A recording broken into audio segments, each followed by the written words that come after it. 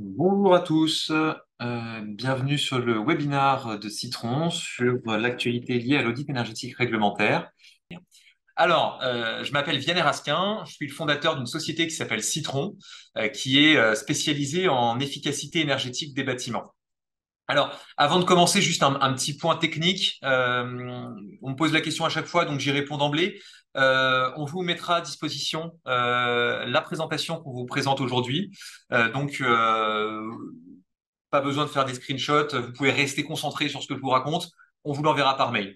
Euh, Concernant les questions-réponses, on va essayer de viser un webinaire qui va durer 30-40 minutes pour pouvoir avoir le temps d'échanger après, de faire des questions-réponses. Alors, pour que je puisse y répondre, utilisez le petit onglet Q et R que vous avez en bas plutôt que la discussion. Ça m'aidera à retrouver vos questions plus simplement et de m'assurer que j'y répondrai à tous dans le temps que nous avons.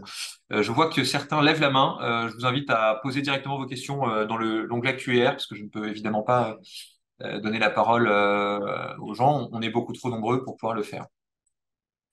Alors, rapidement, qui est Citron? Citron, c'est une société donc, qui s'est donnée comme mission d'accélérer la transition énergétique des bâtiments. Et pour ça, on a une conviction, c'est qu'il faut deux choses. La première chose qu'il faut, c'est automatiser toutes les tâches chronophages et avoir un outil digital puissant qui va permettre finalement de collecter toutes les données liées à l'énergie d'un patrimoine immobilier pour pouvoir fournir à son utilisateur des outils d'analyse, des tableaux de bord de suivi et en fait un réel outil de gestion de projet pour pouvoir détecter des gaspillages énergétiques, les actions à mettre en place en face et suivre le déploiement justement de ces actions. À côté de ça, on est convaincu également qu'un outil digital, une technologie aussi puissante soit-elle, ne sera jamais suffisante pour pouvoir réellement réduire les consommations énergétiques des bâtiments, ou en tout cas les réduire suffisamment par rapport aux enjeux environnementaux, géopolitiques et financiers, et même réglementaires auxquels on fait face. Pour ça, on va avoir besoin d'experts, ce qu'on appelle aujourd'hui des energy managers, des ingénieurs spécialisés en efficacité énergétique qui vont accompagner, alors soit ponctuellement sur des prestations comme des audits énergétiques, soit en continu avec des prestations comme de l'ISO 50001, de l'accompagnement des décrets tertiaires, etc. Les gestionnaires techniques ou pas d'ailleurs de patrimoine immobilier. Donc quelques chiffres rapidement. Citron, c'est une société qui s'appelait d'ailleurs historiquement Green Alternative, qui a été créée en 2011, qui aujourd'hui fait pas loin de 10 millions d'euros de chiffre d'affaires. On est un peu plus de 140 à travailler, parmi lesquels plus de 40 personnes développent la partie tech et près de 50 personnes accompagnent nos clients sur des questions d'énergie management, de conseil en efficacité énergétique ou d'accompagnement à la digitalisation de son patrimoine immobilier. On travaille avec vraiment tous les types de bâtiments. Vous en voyez quelques-uns ici, quelques entreprises ou collectivités ou même bailleurs qu'on peut accompagner. Alors, vous voyez que vous avez des bâtiments qui sont très variés, hein. On peut accompagner des bâtiments de distribution, on peut accompagner des aéroports, des bâtiments communaux, des hôtels, des restaurants, etc., etc. Alors, un petit retour sur l'audit énergétique réglementaire et surtout comment est-ce qu'il est arrivé, parce que ça va nous aider à interpréter comment les changements qui vont arriver bientôt. Alors, petit retour en arrière rapide. En 2012, une directive européenne sort pour pouvoir non pas imposer concrètement des audits énergétiques réglementaires sur le sol français, mais plutôt donner comme directive aux pays européens qu'ils doivent se poser la question de leur consommation énergétique et à travers ça faire des audits énergétiques tous les 4 ans. Ça reste à la France de transposer ça par des lois et des arrêtés, des décrets pour pouvoir décider de quel type d'entreprise, comment, etc. Cette réglementation doit être transposée sur le territoire français. Ça commence par la loi DADU assez rapidement et puis après, c'est les décrets d'application qui vont venir définir les seuils d'assujettissement. Et là, rappelez-vous, c'est 250 salariés, 50 millions d'euros de chiffre d'affaires et 43 millions d'euros de bilan. C'est tous ces critères qui doivent être atteints pour pouvoir décider de si oui ou non on est assujetti à ce qu'on appelle aujourd'hui communément l'audit énergétique réglementaire des grandes entreprises. Après, derrière, un décret est venu préciser un certain nombre d'éléments sur comment calculer le périmètre assujetti, etc. Alors, l'audit énergétique, aujourd'hui, globalement, il comprend trois éléments. D'abord, un bilan des consommations énergétiques pour chaque types d'usages qui sont présents sur le bâtiment audité, des plans d'action pour améliorer la performance énergétique et un tableau avec des indicateurs chiffrés qui concrètement vont permettre de passer à l'échelle suivante, c'est-à-dire mettre en place des actions de performance énergétique. Citron a une réponse assez innovante sur ce sujet-là. Assez rapidement, quand on s'est lancé il y a une dizaine d'années, on a observé que les audits énergétiques étaient très axés sur la CVC. Forcément, c'est un des plus gros postes de consommation. Chez Citron, on a trouvé ça dommage de se limiter à ça. Ça représente, on va dire, en moyenne 50% des consommations énergétiques d'un bâtiment. Il reste quand même 50%, les 50% restants, donc ce qu'on appelle les usages, sur lesquels il faut également apporter des solutions. Et ben, pour pouvoir apporter des solutions sur ces 50% restants-là, chez Citron, on a décidé de développer un boîtier qui s'appelle le Plug and Watch qui permet de mesurer les consommations énergétiques de manière non intrusive, par zone et par usage dans un bâtiment, finalement de faire du sous-comptage mais de manière ponctuelle sans avoir besoin d'investir dans du sous-comptage et d'avoir pour le coup du sous-comptage très précis, d'avoir vraiment, on peut aller jusqu'à la maille de chaque disjoncteur pour savoir qu'est-ce qu'on consomme exactement d'un point de vue électrique, à quel endroit et pour quel usage. Ça permet d'identifier des actions assez précises sur de la régulation et du coup d'avoir des temps de retour sur investissement très rapides. Alors, les avantages, évidemment, bon, vous les connaissez, ça permet de maîtriser la vétusté des équipements de chaque site et d'avoir un plan d'action avec des temps de retour sur investissement qui soient suffisamment rapides pour transformer cette contrainte réglementaire en opportunité économique et environnementale. Alors, l'autre solution pour répondre à cette réglementation, c'est de mettre en place un SME, un système de management de l'énergie, en suivant la norme ISO 50001. Et donc là, vous connaissez également le fonctionnement, le fameux Plan Do Act.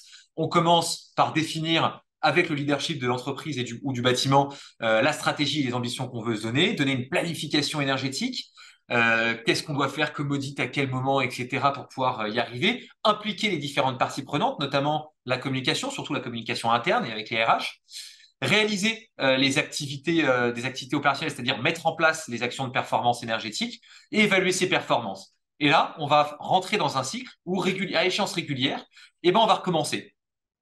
Quelles sont les actions qu'on a mis en place? On constate les améliorations et on recommence au début. On planifie des nouvelles actions en fonction des résultats qu'on aura pu atteindre. Donc, c'est finalement un système d'amélioration continue de la performance énergétique du périmètre qui est concerné par cette norme. Donc, de la même manière, ça va permettre de collecter, de consolider et de suivre en temps réel les consommations énergétiques de l'intégralité d'un patrimoine immobilier, ou en tout cas de l'intégralité du périmètre assujetti à cette norme. Et ça va permettre évidemment de détecter des dérives de consommation plus en continu, donc plus de manière préventive que quand on fait un audit énergétique, où là, on est vraiment sur du curatif, on fait un état des lieux, tout ce qui ne va pas dans le bâtiment, et on y répond. Alors, qu'est-ce qui va se passer demain? Ce qui s'est passé il y a quelques mois à peine, le 13 septembre 2023, pour être très précis, c'est qu'est parue une directive européenne. Cette directive européenne, pour bien l'analyser, il va falloir la comparer à la directive européenne qu'on a pu observer il y a quelques années, même 10 ans auparavant. On a dit que la date tout à l'heure, c'était 2012. Donc, un peu plus de 10 ans après, paraît une nouvelle directive qui vient renforcer cette réglementation liée aux audits énergétiques réglementaires et au système de management de l'énergie. Donc ça va venir forcément, comme la dernière fois, se transposer en réglementation française. Et on a vu que la dernière fois, globalement, on imposait un audit énergétique, mais on n'imposait pas des seuils à partir desquels les entreprises devaient le faire, etc. On a pu observer la dernière fois que la France a été très en avance sur les obligations qu'elle s'est données à elle-même par rapport aux directives européennes. Donc c'est un signal politique assez fort de la part de nos dirigeants à l'époque, et puis peut-être aussi demain de nos dirigeants actuels, qui est de dire, OK, là, la réglementation européenne met un niveau qui est ambitieux. Nous, on va se mettre un niveau de réglementation encore plus ambitieux pour pouvoir accélérer et être moteur dans la transition énergétique à l'échelle européenne. Alors d'un point de vue technique, l'obligation du droit français et du droit européen, c'est que quand une directive européenne sorte, ça devienne une loi applicable dans les 2 ans qui suivent la directive européenne. C'est ce qui va notamment faire driver les dates qu'on va voir par ailleurs sur les futures obligations d'audit énergétique en France. Alors, si on décrypte cette directive, tout d'abord, on voit que la définition du système de management de l'énergie évolue. Avant, on parlait d'un système de management de l'énergie en disant que c'était un ensemble d'éléments en corrélation ou en interaction qui allait permettre, qui avait un objectif d'efficacité énergétique. Donc, ce que ça avait été transmis en réglementation française en disant ISO 50001, donc une norme assez contraignante, de l'énergie management, du schéma directeur énergie et l'amélioration en continu de la performance.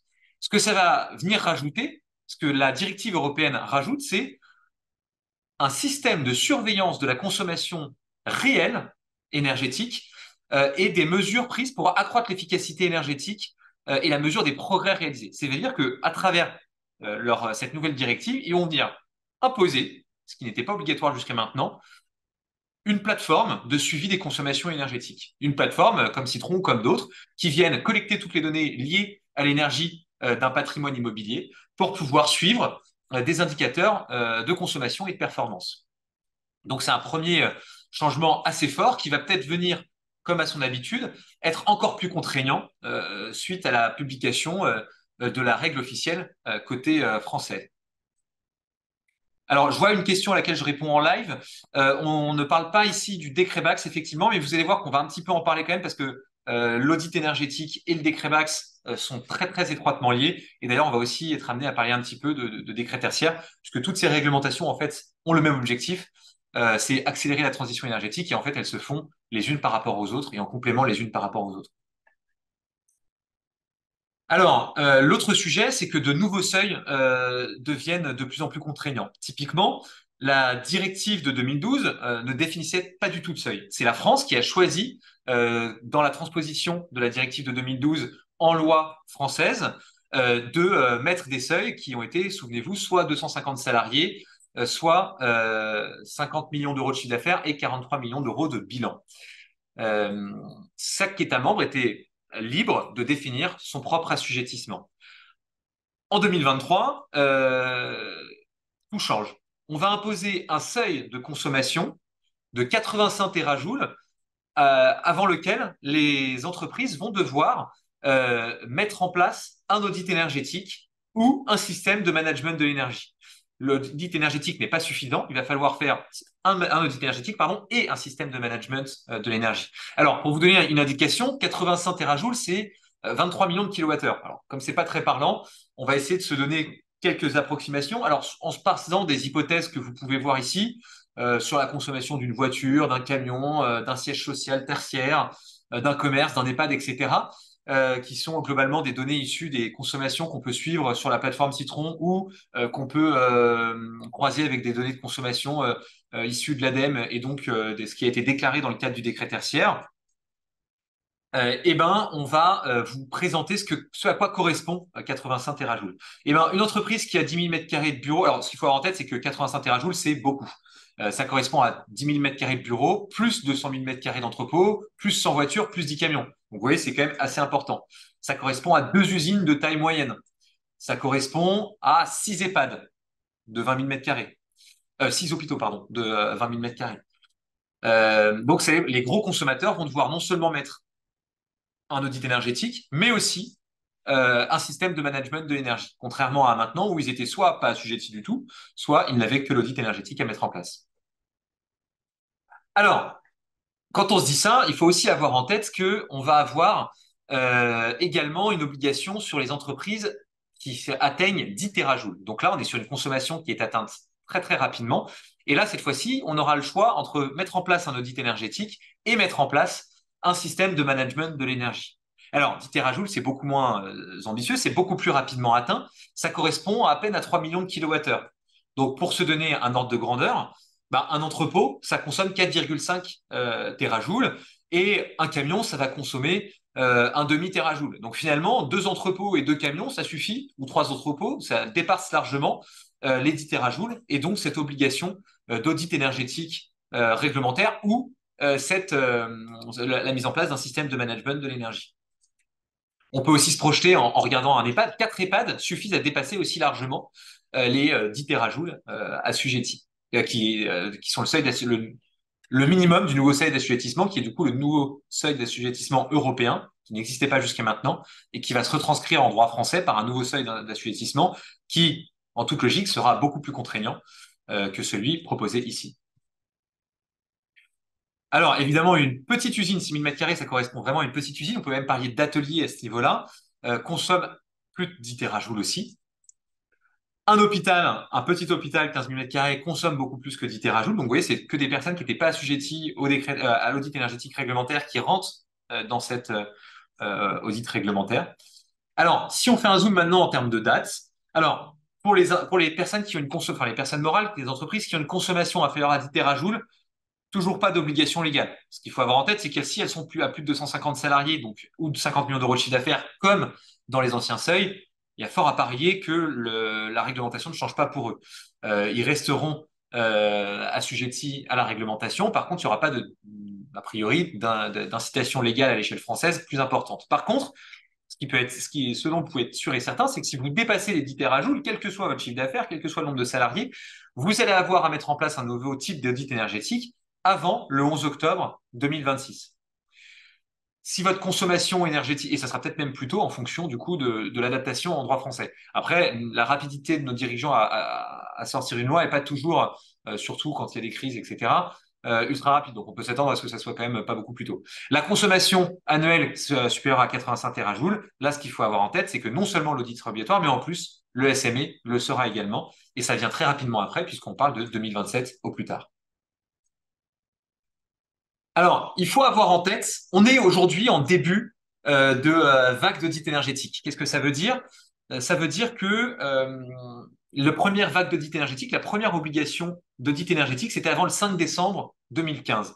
Cette réglementation, elle est là tous les 3 ans. Ce qui veut dire que, logiquement, vous avez fait votre audit énergétique, le premier audit énergétique réglementaire que vous avez fait, et entre, on va dire, janvier de 2015 et le mois de juin 2016.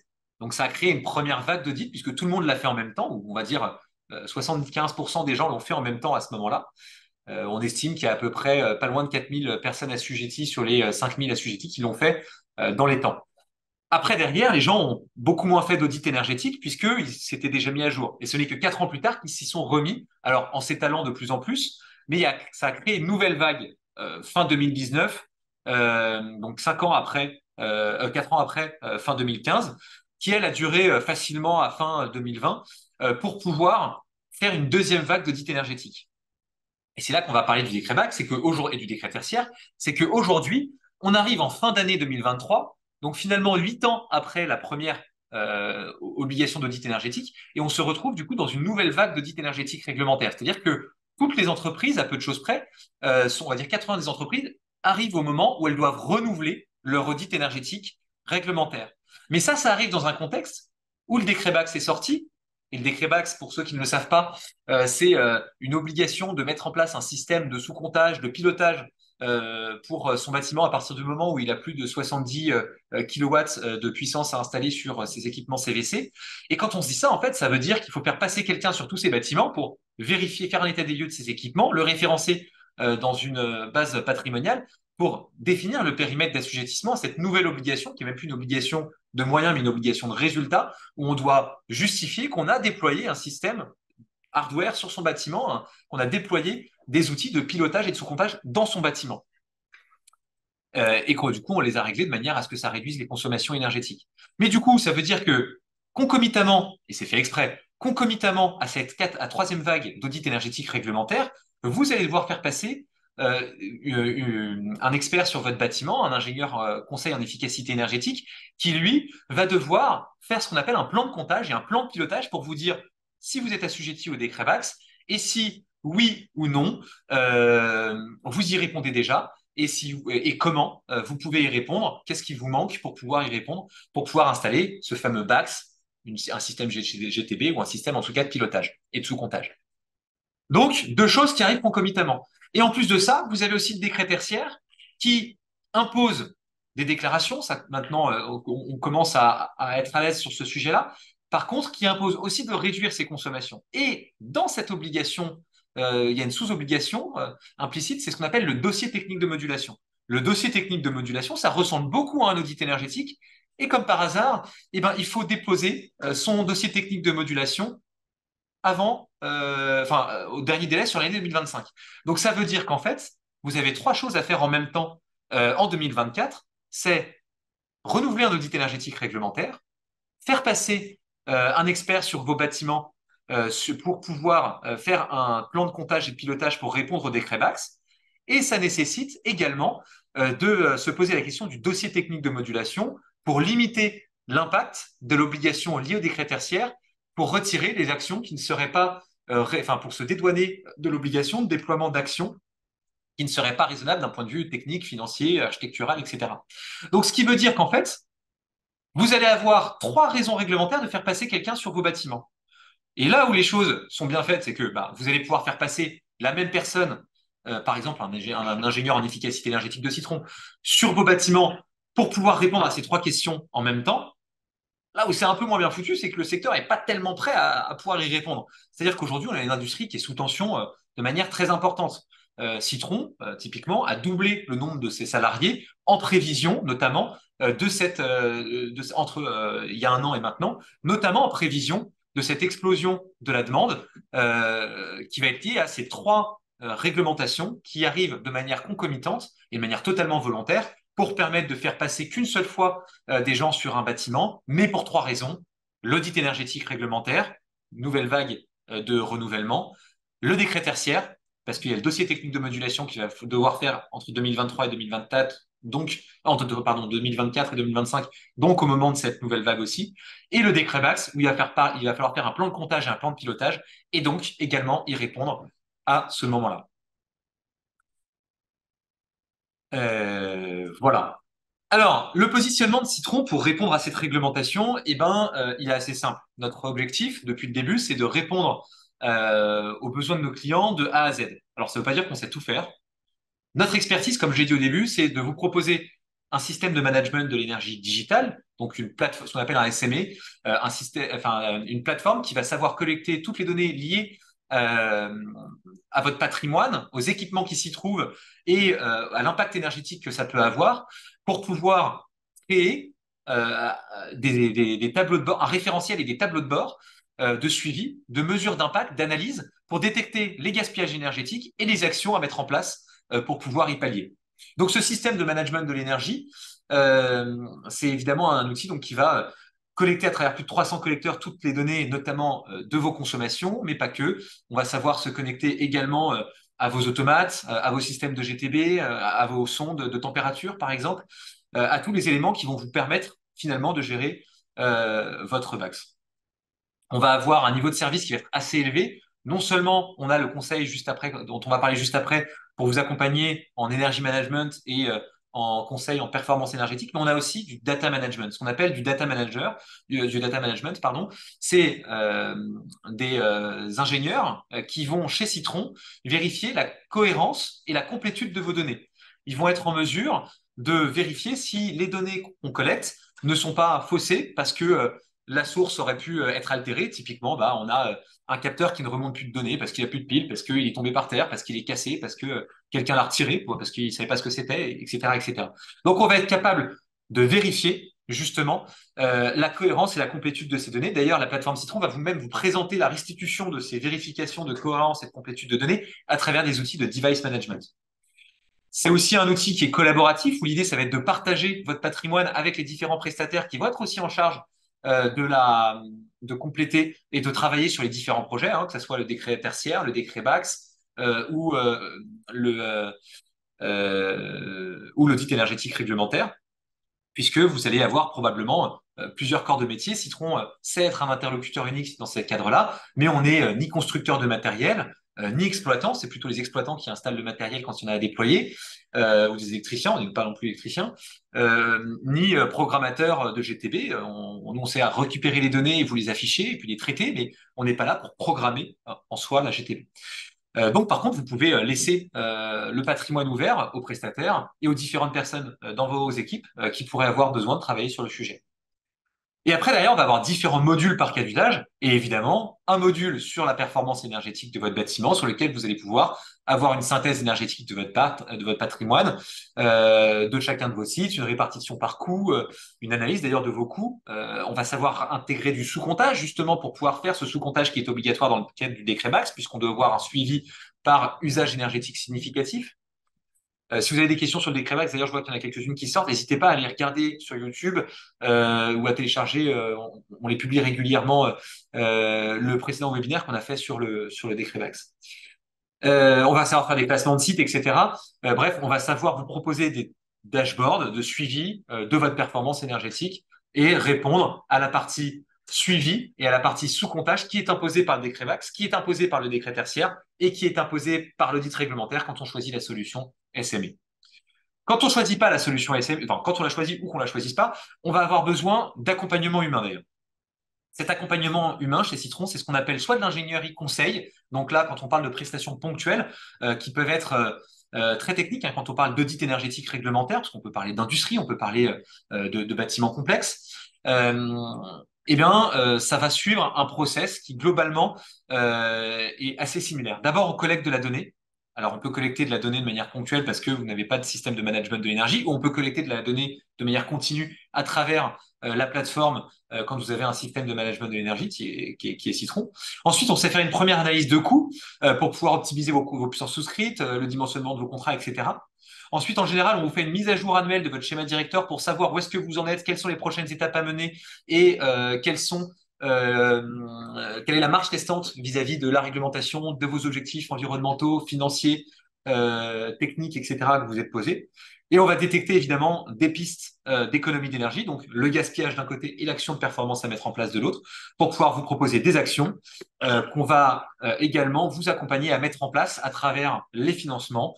Donc on va pouvoir savoir analyser les financements qui sont mobilisables, typiquement les C2E, mais pas que, et suivre l'impact des actions qui sont déployées. Et en suivant l'impact des actions déployées, on va rentrer dans la boucle où en fait on a besoin de collecter des données et on va pouvoir continuer tout en collectant vos données, à recommencer les différents systèmes d'analyse qu'on va vous proposer. Voilà, le pari de Citron, c'est vraiment ce par quoi j'ai commencé finalement, c'est l'alliance du digital et de l'humain. On a vraiment une conviction chez Citron, c'est qu'un outil SaaS, aussi puissant soit-il, une plateforme, une GTB, tout ce que vous voulez, ça ne sera jamais suffisant pour pouvoir efficacement accélérer votre transition énergétique, atteindre vos objectifs qui soient liés au décret tertiaire, à l'audit réglementaire, au décret Max, à vos ambitions environnementales, à vos ambitions financières, etc.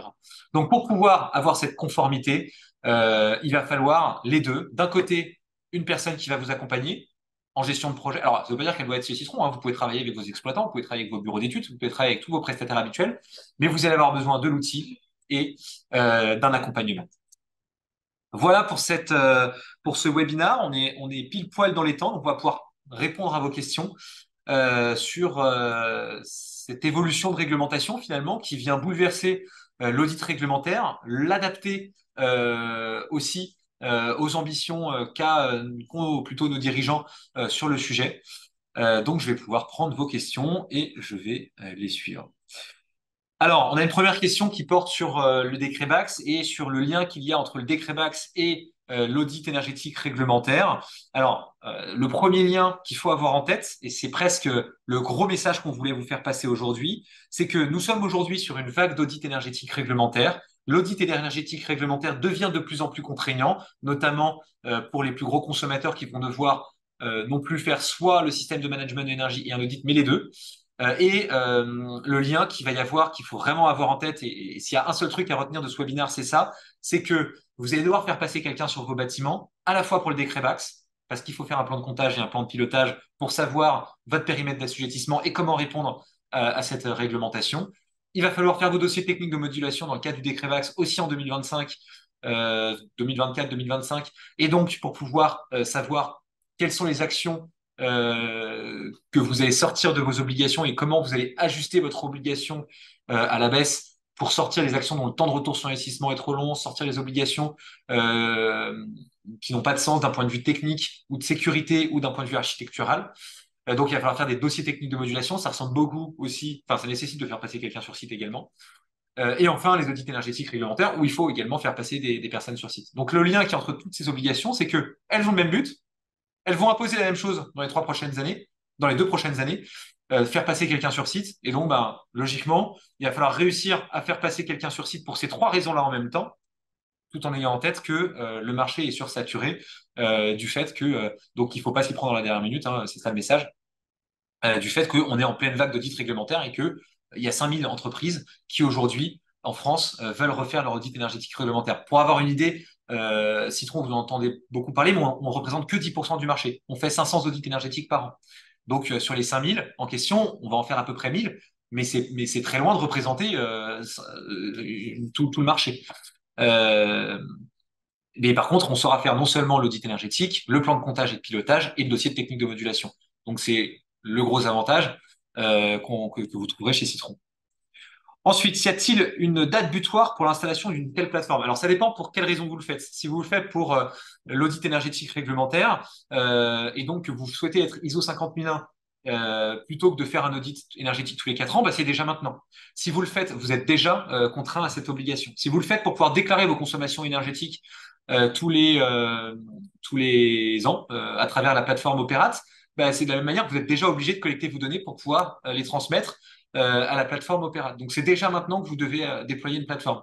Si vous le faites parce que vous êtes un gros consommateur et que vous voulez déployer un système de management d'énergie dans le cadre de la nouvelle directive européenne, la date réglementaire que je n'ai plus en tête, ça va être soit le 11 octobre 2026, soit le 11 octobre 2027, au plus tard. Il n'est pas dit que la réglementation française n'impose pas une date qui sera plus récente. Y a-t-il un lien avec les bilans carbone? Alors, assez indirect, mais il y a effectivement un lien.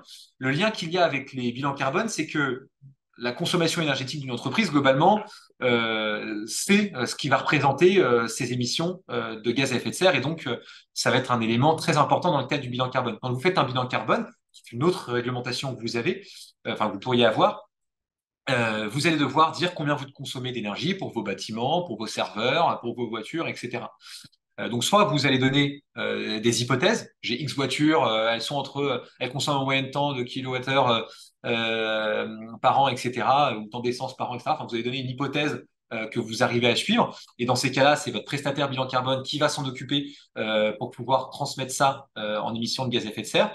Soit tout simplement, bah, vous lui proposez d'accéder à la plateforme Citron. On a des partenariats avec des sociétés comme Ecodev qui ont un accès sur la plateforme Citron pour pouvoir réaliser plus facilement le bilan carbone de leurs clients. Et ça, le gros intérêt, c'est qu'ils sollicitent beaucoup moins du coup leurs clients pour des questions qui sont parfois pas très évidentes pour la personne à qui on la pose.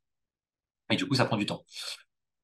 Alors, il y a quelqu'un qui nous dit qu'il voit mal nos slides et qu'il n'entend rien. Alors là, je suis vraiment désolé, spectateur anonyme.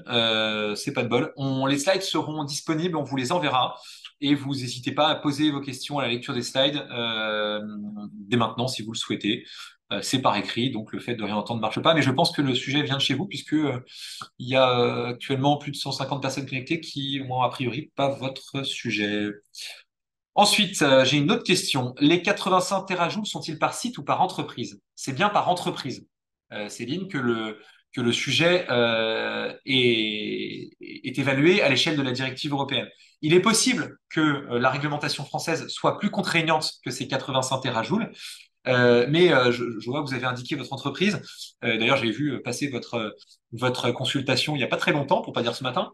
Vous êtes déjà assujetti enfin, vous allez devoir répondre à cette réglementation avant que la directive française d'application de la nouvelle directive européenne sorte. Donc, je pense effectivement que vous risquez d'être assujetti par ces 85 terajoules. Ça reste à vérifier, hein, parce que je pense que vous êtes, enfin, vous en êtes pas loin si vous devez être entre soit juste au-dessus, soit juste en dessous. Mais effectivement, ça sera plutôt pour la prochaine vague d'audit énergétique.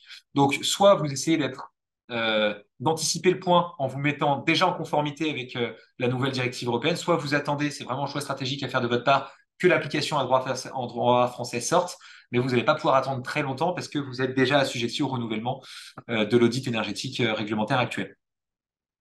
Ensuite, j'ai une autre question de Daniel. Le décret tertiaire et la plateforme Opéra devait répondre à cette nouvelle directive européenne. Non, elle vient renforcer le dispositif réglementaire au sujet de la performance énergétique, mais le décret tertiaire et la plateforme Opéra, c'est une obligation euh, de moyens, là où le décret BAC, c'est une obligation de résultat. Alors, le décret tertiaire, c'est à la fois une obligation de moyens quand on parle de la déclaration et une obligation de résultat quand on parle des économies d'énergie. Le décret BAC, c'est une obligation de résultat pardon, dans la mise en place de ce système de pilotage et de sous-comptage. Et la nouvelle directive européenne, c'est une obligation de moyens qui va venir obliger en complément à faire des audits énergétiques ou à mettre en place un système de management de l'énergie. Par contre, et c'était mon message dans cette slide-là, pardon, dans celle-là, c'est qu'il faut mutualiser finalement nos réponses réglementaires. On va avoir des personnes à faire passer pour répondre à ces trois réglementations sur vos bâtiments. Faites-les passer qu'une seule fois. Ne les faites pas passer trois fois. Mais bien entendu, on peut répondre du coup à ces trois fois, à ces trois réglementations pour vous et les mutualiser en termes de coûts, en termes de bande passante pour vous, etc. Alors, je prends la question suivante. Est-ce que les établissements de santé seront également assujettis? Oui, bien sûr. Alors, un établissement de santé sera assujetti et je pense même qu'il sera assujetti, qu'il soit privé ou public. Question suivante. Pour le calcul des 85 terajoules, on globalise tous les ETS secondaires d'une entreprise plus les véhicules. Alors, les ETS, je suis pas sûr d'avoir la traduction. N'hésitez pas, Laurence, à me l'indiquer dans le fil de discussion. Pour essayer de répondre un peu comment on va calculer ces 85 terajoules, ça va être la somme. Vous voyez, quand on a fait des exemples, hop, je reviens sur ici. Quand on a fait des exemples, c'est vraiment la somme des différents vecteurs énergétiques que vous pouvez avoir. Donc, ça peut être vos bâtiments, vos moyens de transport, vos procédés industriels, etc. Donc, c'est vraiment tout ce qui consomme de l'énergie dans votre entreprise. Alors par contre, n'oubliez pas, un petit faux ami, c'est l'eau. L'eau n'est pas considérée comme une énergie, bien que ce soit une ressource naturelle qui puisse être un vecteur énergétique. Alors d'ailleurs, on n'est pas à l'abri que la réglementation française impose quelque chose sur l'eau, on profite pour imposer quelque chose sur l'eau, compte tenu de ce qu'on entend dans les médias aujourd'hui, de la situation dans laquelle on se trouve chaque été. Pour l'instant, en tout cas à l'échelle européenne, rien ne l'indique.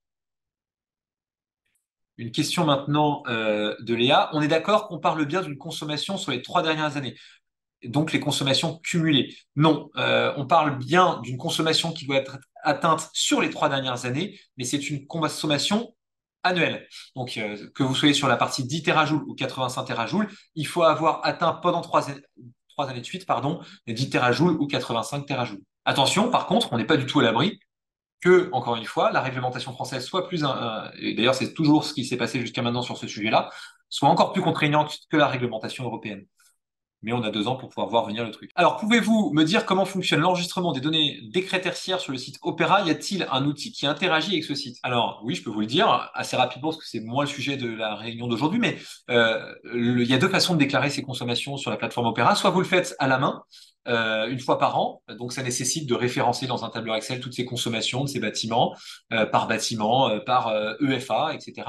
Mais ça nécessite après de les déclarer, alors soit en faisant en transformant votre fichier Excel au format CSV pour l'intégrer en suivant un certain format, soit, donc ça c'est la première solution, soit vous équipez d'un système de management de l'énergie qui, lui, sera en mesure tout simplement de déclarer vos données automatiquement. Et là, Citron peut vous accompagner. Est-il possible d'avoir le webinaire enregistré par mail? Oui, bien sûr. Vous pouvez d'ailleurs vous inscrire à ce qu'on a appelé le replay. Retrouvez le mail d'invitation au webinaire et vous aurez bien entendu la possibilité de vous inscrire au replay. Tiens, une question de 2 personnes en même temps, je ne savais pas que ça existait. Julie et Delphine, concernant l'audit, dans le cadre d'un groupe, est-ce que les consommations du groupe qui seront prises en compte ou uniquement indépendamment par sirène? Alors, on n'a pas encore la réponse à l'échelle de la réglementation française. À l'échelle de la directive européenne, on laisse les choses de manière assez large en parlant d'entreprise. Donc, quand on parle d'entreprise, on pourrait réfléchir à organisation, ça pourrait être un numéro de sirène ou ça pourrait être un numéro, enfin, ça pourrait être, ça sera forcément par numéro de sirène, mais ça pourrait être un numéro de sirène qui correspond à un groupe ou ça correspond à un numéro de sirène qui correspond à une filiale. Là, la réglementation ne le dit pas encore. On peut penser que ça sera soit comme la dernière fois, sirène par sirène, et dans ces cas-là, c'est entreprise par entreprise qu'on va observer les consommations d'énergie, soit à l'échelle du groupe, et dans ces cas-là, on consolide les consommations énergétiques de tout le monde. Et ça serait une avancée supplémentaire qui n'est pas le cas aujourd'hui. Je ne sais pas d'ailleurs si ça serait plus contraignant ou moins contraignant d'être dans un sens ou dans l'autre, parce qu'aujourd'hui, comme on doit faire 80% de chaque sirène, en général, les groupes sont assujettis pour toutes leurs filiales, et du coup, ça multiplie le nombre de bâtiments à auditer, plutôt que de diminuer le nombre de bâtiments à auditer. Aujourd'hui, en tout cas, c'est par sirène qu'on observe les 250 salariés et les 50 millions d'euros de chiffre d'affaires. Une nouvelle question d'Eric. Pour la limite des 10 terajoules, on raisonne par site géographique, par entité. Alors, c'est une question qui ressemble beaucoup à la précédente, du coup. Alors, pour les 10 terajoules comme pour les 85, on ne va pas raisonner par site, on va raisonner aujourd'hui par entreprise. Euh, donc, plutôt par entité, quand je reprends vos trois sites géographiques, entité ou groupe. J'ai envie de répondre plutôt par sirène, comme le précisaient tout à l'heure Julie et Delphine. Donc, vraiment par entreprise pour savoir si vous atteignez ou pas les 10 terajoules. Et c'est pour ça que quand on regarde les exemples que je vous ai donnés, j'ai pris des exemples qui étaient mixtes en termes de vecteurs énergétiques, où j'ai mélangé des bâtiments, des transports, différents types de bâtiments. Alors, une question de Benjamin. Faites-vous vous-même l'audit énergétique réglementaire ou faites-vous appel à un bureau d'études? Non, en fait, on le fait nous-mêmes. Citron, en fait, historiquement, c'est un bureau d'études qui s'appelait Green Alternative, qui a évolué dans son offre et qui a développé il y a maintenant 5-6 ans, 7 ans, et sinon le temps passe très vite, une plateforme qui s'appelle Citron et la proportion de nos clients digitaux prenant de l'ampleur et la réelle justification qu'il y avait auprès de le réel intérêt à apporter à la fois la partie conseil, audit, accompagnement SME extérieur d'un côté, l'accompagnement humain d'un côté et la plateforme SaaS de l'autre, est vraiment ce qui nous différencie de la plupart des autres acteurs sur le marché. Et donc, on les fait nous-mêmes. Alors après, on n'est pas à l'abri de le sous-traiter si vraiment on a trop de... Mais on le fera en toute transparence et honnêtement, ça représente moins de 5% de notre chiffre d'affaires. Ça peut arriver, mais globalement, c'est pas notre façon de travailler. Bonjour, les nouveaux seuils rendent obligatoire l'audit pour les entreprises par rapport à plusieurs sites. Est-ce qu'il y a un rapport avec les EFA déclarés dans Opera? Alors, j'espère qu'il y aura un rapport avec les EFA déclarés dans Opera. Aujourd'hui, c'est pas encore le cas. Un EFA, on rejoint un peu la notion d'entité de sirène, mais on est plutôt à un niveau plus précis qui est le SIRET, c'est-à-dire un site d'un sirène, donc un SIRET. Donc il y a un lien, par contre on ne sait pas encore comment ça sera transposé en droit français. Donc pour l'instant, si je reviens à la vague actuelle de l'audit énergétique réglementaire, si vous devez le faire là rapidement, donc en 2024, et donc du coup mutualiser plutôt le décret BAX, le dossier technique de modulation du décret tertiaire, et non pas la déclaration, et l'audit énergétique réglementaire, on ne va pas réfléchir en tant que FA, on va plutôt réfléchir en tant que sirène. Alors, on pose une question sur les DPE uniquement lors des ventes, pas substitués par audit ou bilan carbone. Alors, ces trois éléments qui n'ont vraiment rien à voir. Pour être très honnête, Citron ne fait pas de DPE. On estime que c'est une obligation réglementaire qui, d'ailleurs, concerne assez peu les entreprises, mais qui, quand elle concerne les entreprises, plus les bailleurs, sont pas suffisamment efficaces. Notre but, c'est vraiment d'accélérer la transition énergétique. Et comme on estime que c'est assez loin de permettre une accélération concrète de la transition énergétique, on a fait le choix de pas proposer cette offre-là de catalogue. Euh, on fait des audits par contre et on ne fait pas pour le coup de bilan carbone vers lequel on peut vous rediriger vers une société partenaire comme Ecodev. Alors, Yvan nous pose une nouvelle question. Doit-on être obligatoirement certifié ISO 50001? Sinon, le SME doit-il être validé par un organisme indépendant? Aujourd'hui, pour avoir un SME, on est obligé d'être, dans le droit français actuel, l'ISO 50001 est effectivement obligatoire pour se substituer à l'audit énergétique. Demain, avec la nouvelle directive européenne qui est parue en septembre dernier, on observera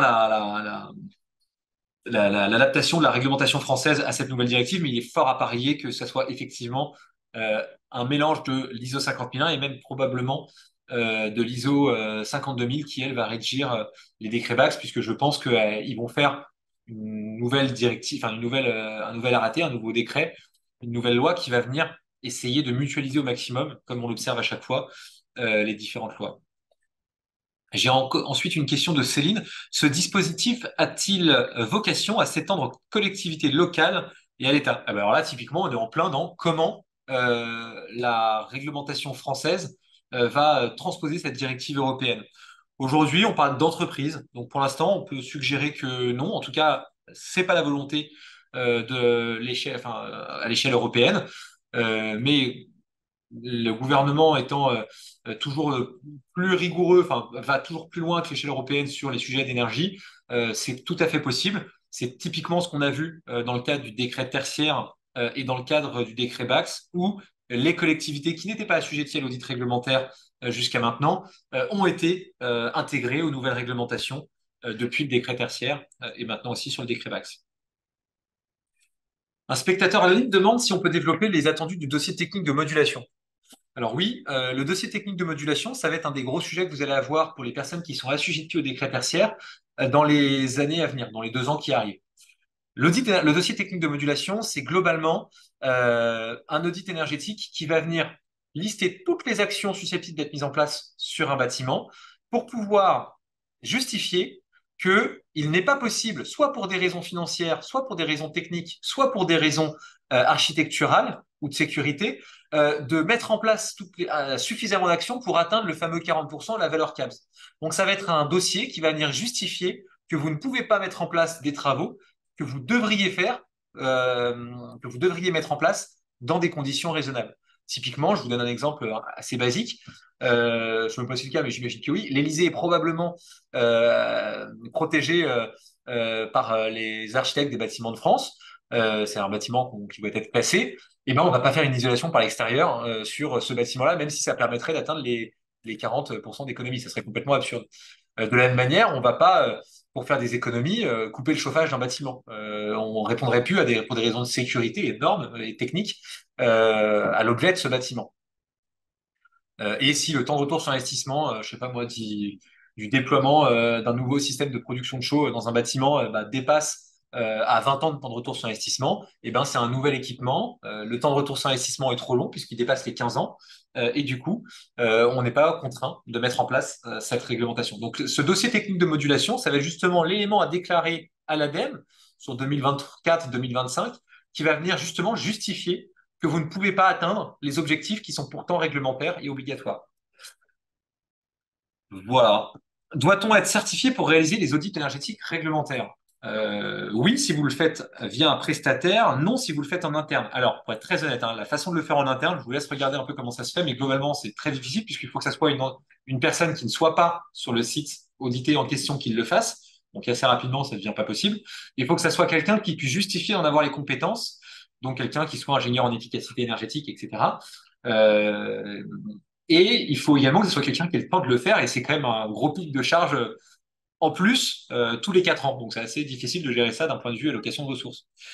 Et quand on choisit de le faire par un prestataire, eh ben, il faut être certifié par soit l'OPQIBI, soit la LNE, soit par l'AFNOR pour pouvoir, alors c'est pas, le mot c'est pas certifié, c'est qualifié par l'un de ces 3 organismes-là pour pouvoir faire des audits énergétiques réglementaires au sens de la norme NF 16 247. Combien d'audits avez-vous réalisé dans les hôpitaux? Vous me posez une colle, mais globalement, les derniers exemples d'hôpitaux que j'ai en tête, c'est les hôpitaux du GHT du nord de la France. On a fait les CHU de Lille, de Roubaix, etc. On a fait aussi, on travaille aussi avec le GHT de Bordeaux, il me semble. On travaille aussi avec d'autres bâtiments pour diversifier un peu les exemples liés à la santé. On travaille beaucoup avec des EHPAD, on travaille avec des maisons de retraite, etc. Donc, je ne saurais pas vous dire un chiffre, j'ai peur de vous dire des bêtises, mais plusieurs dizaines, si ce n'est une centaine, dans les 10 dernières années.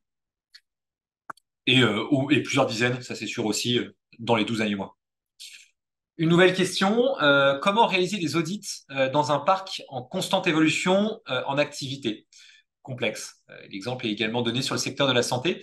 Alors, en activité complexe, là, globalement, pour un ingénieur en efficacité énergétique de Citron, c'est plutôt vu comme un projet intéressant qu'un challenge.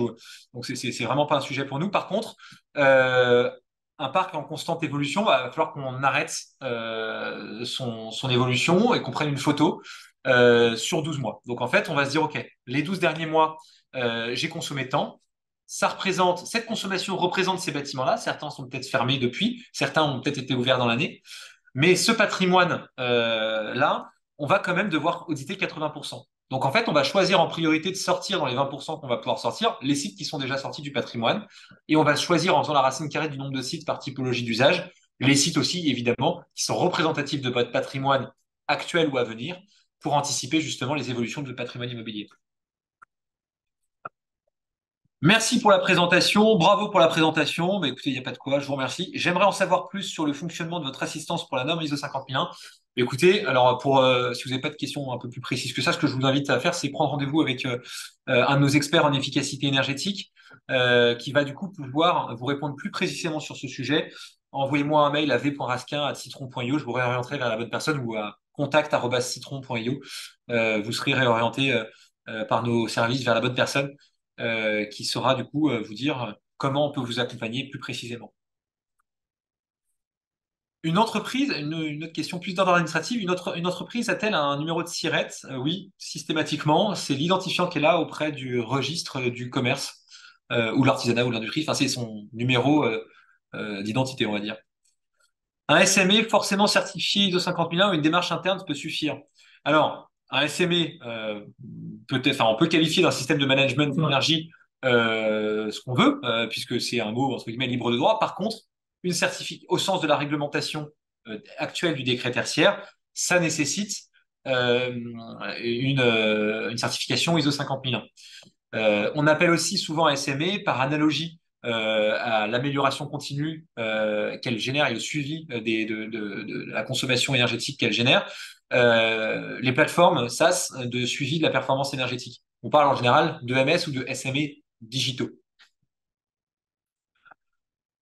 Bruno nous dit juste bonjour. Eh ben, Bruno, bonjour à vous aussi. Ça fait plaisir de voir un client qui est d'ailleurs très fidèle à nos, très fidèle. Ça fait plaisir. Continue les questions. Pour les audits énergétiques, il s'agit donc d'une modification des 80% de la facture énergétique par sirène. Cependant, les 10 terajoules seront toujours liés aux sirènes de l'entreprise. Alors, on verra comment ça va être transcrit en droit français. Mais globalement, c'est pas une modification, mais une contrainte supplémentaire. C'est-à-dire que aujourd'hui, et puis c'est pas sur les 80%, c'est sur les 250 salariés. En fait, ce qui est changé, c'est quelles sont les entreprises ou les organisations qui sont assujetties. Hier, c'était les entreprises de plus de 250 salariés ou de plus de 50 millions d'euros de chiffre d'affaires.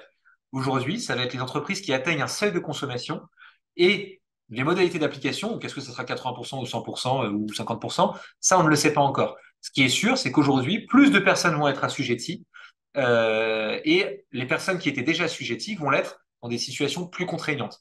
Maintenant, il reste à savoir comment exactement le ministère va transposer cette directive européenne en droit français. L'audit énergétique que vous devez faire dans l'année, lui, se fera sur la bonne vieille méthode.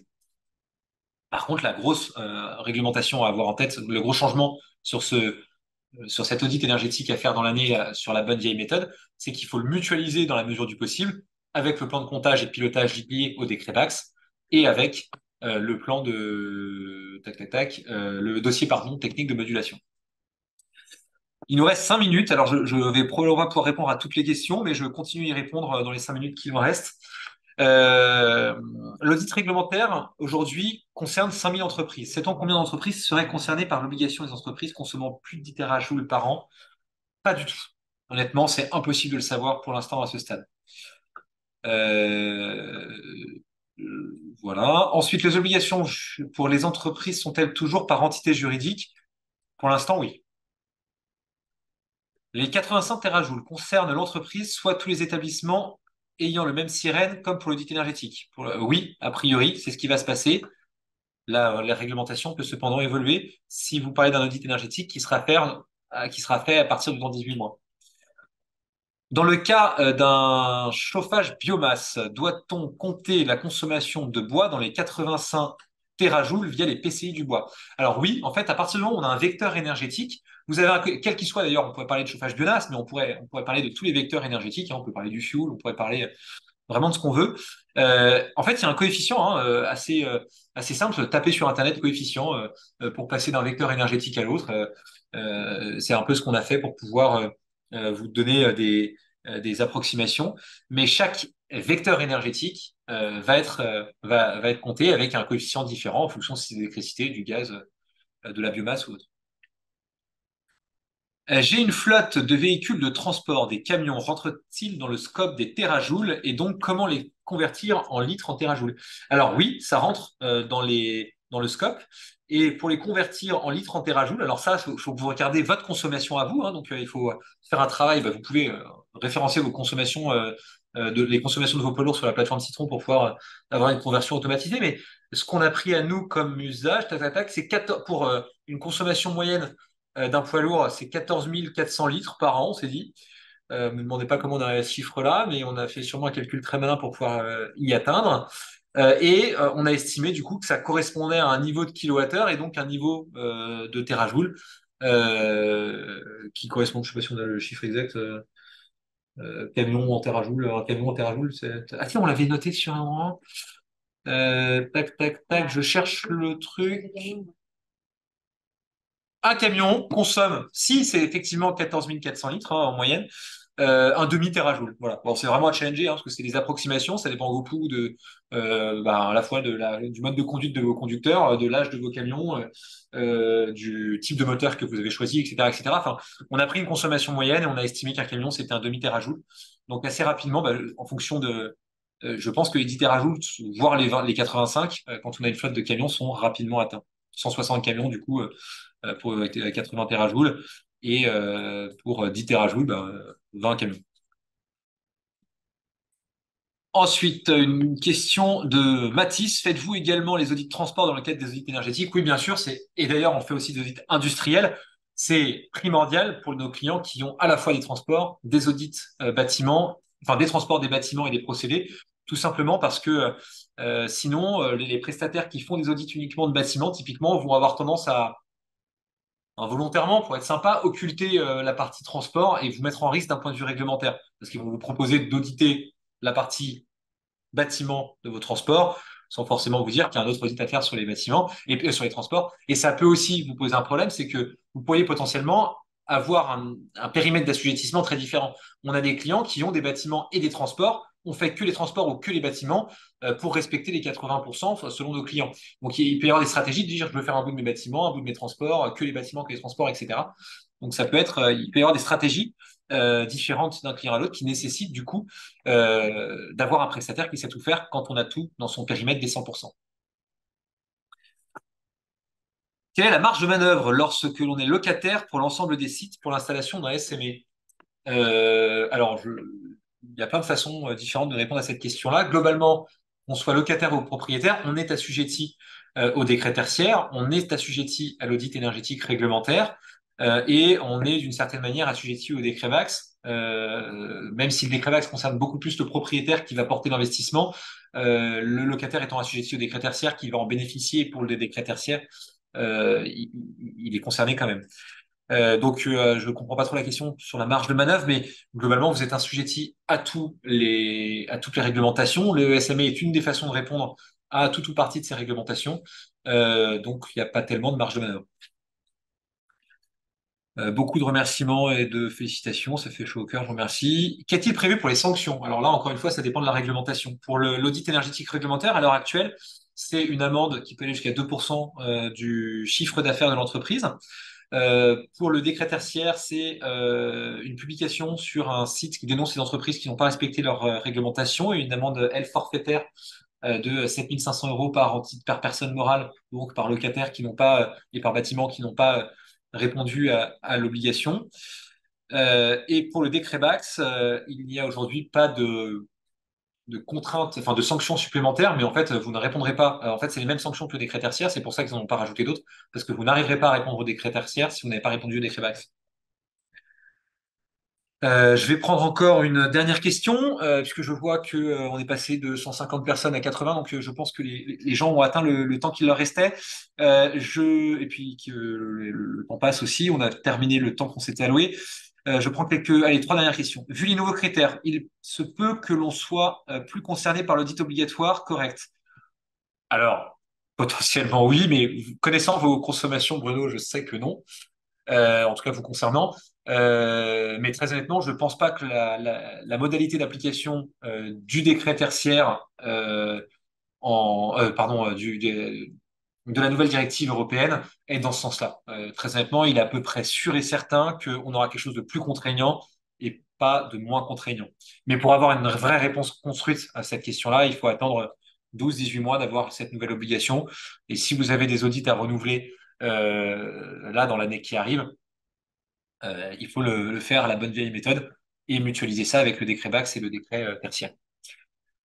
L'autoconsommation permet-elle de se soustraire à l'audit comme pour le décret tertiaire? C'est une excellente question, j'ai pas du tout la réponse, mais j'espère, en tout cas ça serait logique, que ça soit le cas. Vraiment, ça aurait du sens, en tout cas c'est le choix qu'ils ont fait pour le décret tertiaire, je pense, ou en tout cas on donnera l'idée, côté Citron, au ministère, de laisser l'autoconsommation être favorisée aussi dans cette nouvelle réglementation.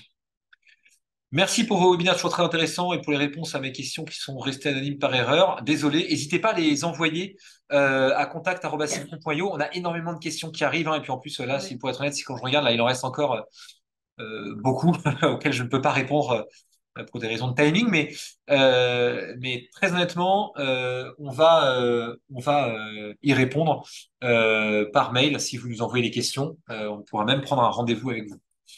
Bruno qui m'indique qu'on a donné une consommation par mètre carré pour des voitures, c'est effectivement pas du tout possible. On l'aurait mis peut-être ici. Non, pour les camions, on a mis ici une consommation par litre en consommation et est-ce qu'on a fait une erreur?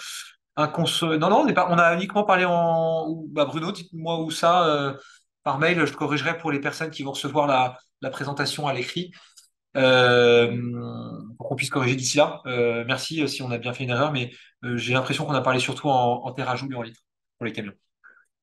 Ou peut-être que j'ai fait une erreur à l'oral et dans ces cas-là, effectivement, on peut parler de kilowattheure pour les camions, on peut parler de terajoule, on peut parler de litres, mais on peut pas parler de kilowattheure par mètre carré, effectivement. Voilà, bah écoutez, je vous remercie beaucoup d'avoir participé aujourd'hui à ce webinaire. Je vous souhaite une bonne journée à tous. J'espère que ça vous a plu et je vous souhaite une bonne continuation dans ces réponses à la fois réglementaires, mais aussi environnementales et financières et même géopolitiques, on pourrait presque dire, que nous traversons aujourd'hui. Bonne journée à tous et à très bientôt pour de nouveaux webinaires. Au revoir.